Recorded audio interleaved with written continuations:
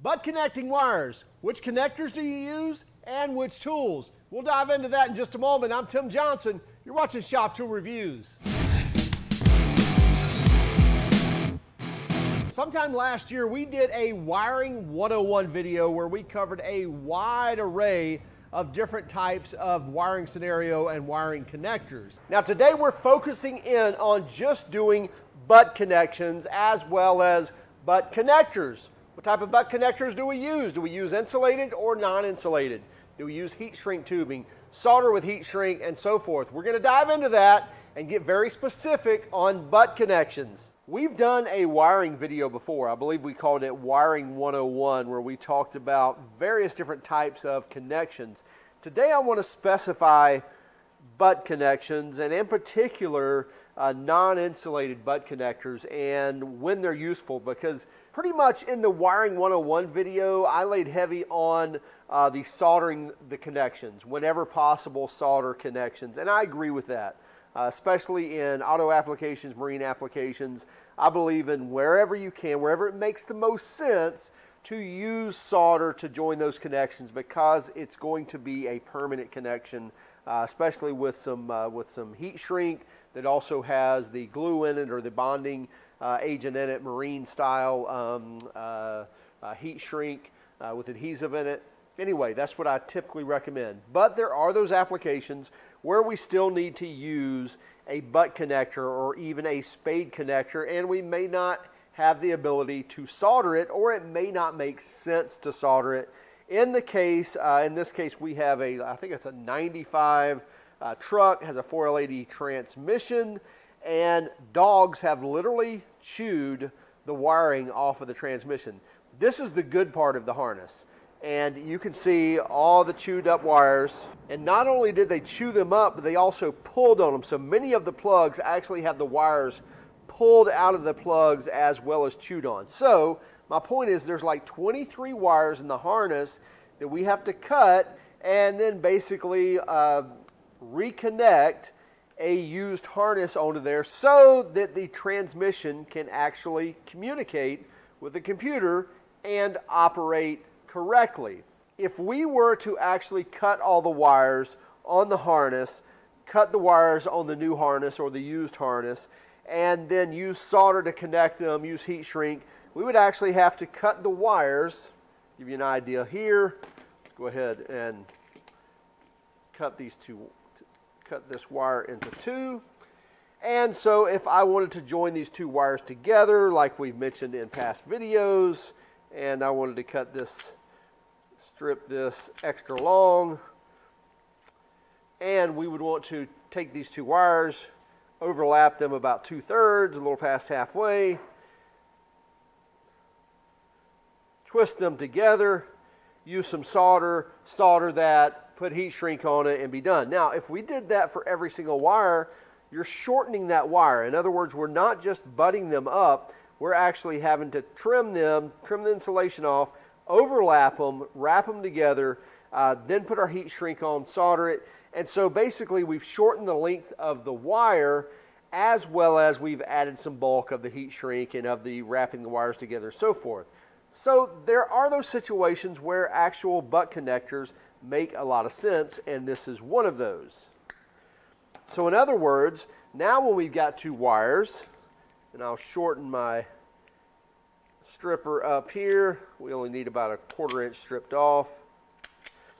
And so now, using a butt connector, a typical insulated, we could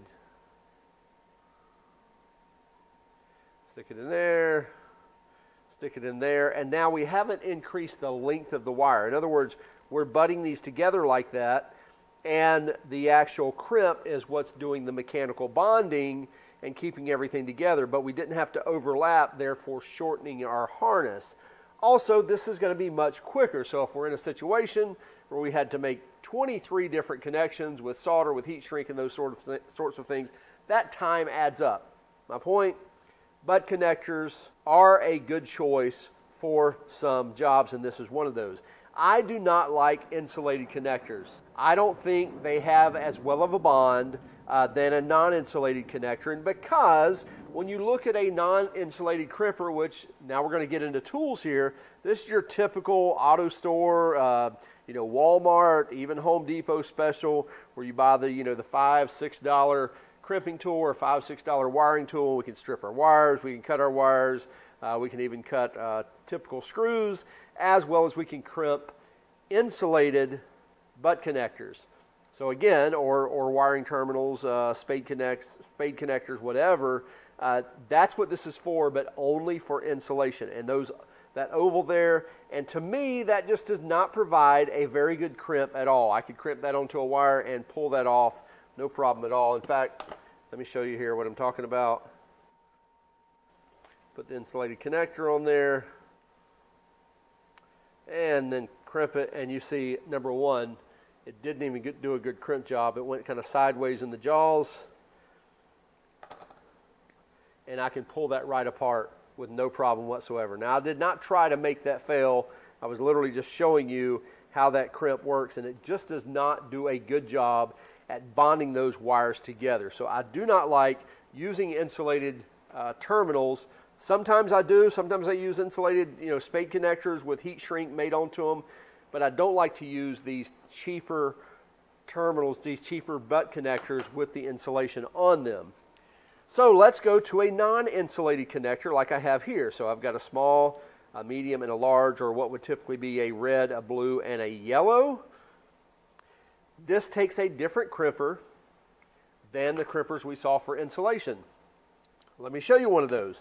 Here's a cheap pair of, I believe they're Gardner Bender. You can buy these on Amazon. You can buy them, I believe, at Home Depot, Lowe's, what have you. And those are supposed to be non-insulated connector, butt connector crimpers. Now, it works decent on larger ones, but on smaller ones, let me show you this. So this is something you got to look at, not just buy a set and be happy with it. So now we've got our connector. We'll put our wire in here, and then I'm going to crimp that as hard as I can. You see the jaws are together, so that's got the best crimp possible. And you see it looks like it made a decent crimp. I can pull that right out. No problem whatsoever to just pull that out. I can actually even stick it back in. So it did not do a good job at crimping that small connector with these brand new set of wire cutters and crimpers. So understand what you're needing to do and make sure that your crimp is actually doing what it's supposed to do. Now let me show you a set of ratcheting style crimpers, which this is actually the jaws, which I can swap these out. I can trade the jaws out and use non-insulated crimpers, insulated crimpers, Packard style crimpers, so forth. So these are really cool, and they're ratcheting. So you go past a certain point and it opens back up, but it's really easy to use, and they're just a great set of crimpers. However, this is the non-insulated side. I will put this in the smallest jaw. I'll take my wire, put it in here. Let's actually straighten that up, make sure that we got all our wires in there.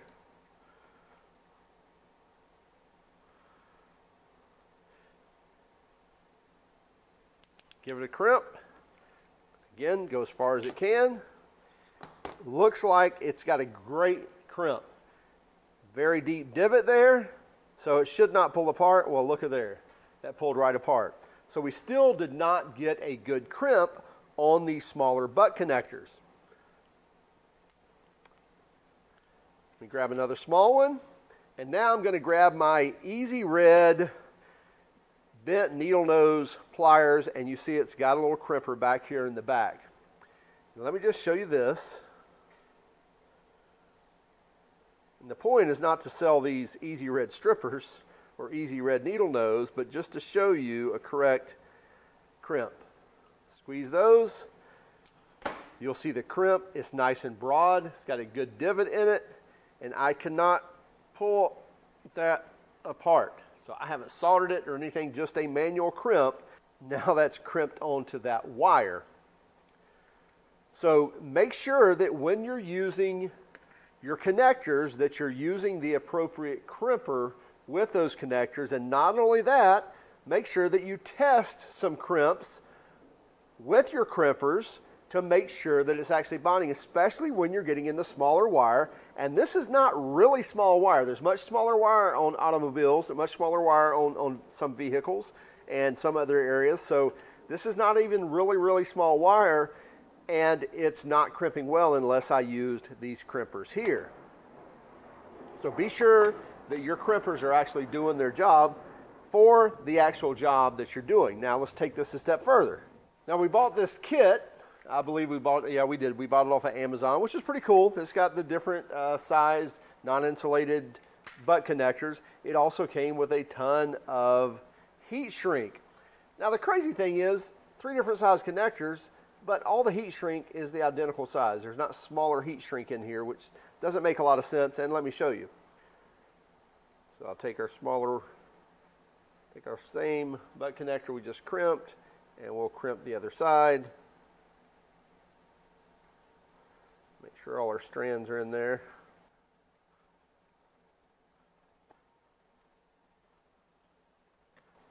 So we now got a nice bond there. And let's just use the heat shrink that came with it. Put that over it. I love the pre-cut lengths.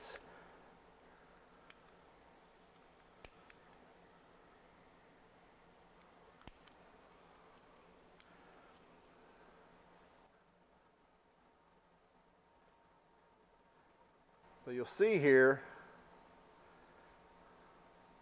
this heat shrink just really doesn't close up enough. If I take it any further, it's going to start burning.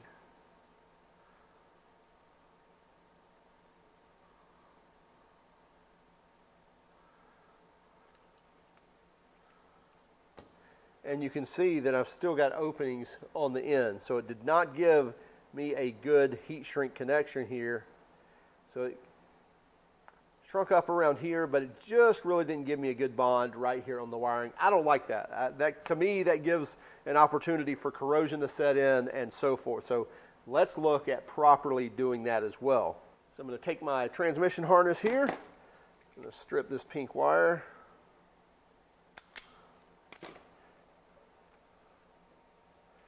And we'll strip this wire here.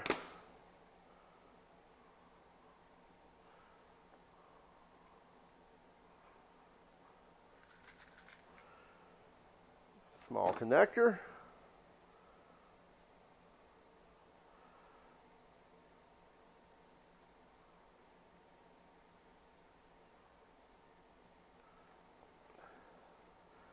Give it a good crimp.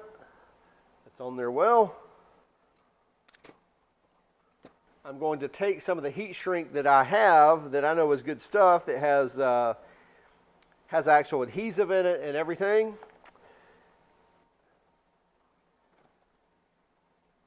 Go ahead and give that a good crimp. And now we've got a nice bond, nice mechanical bond already. And now as we put our heat shrink on,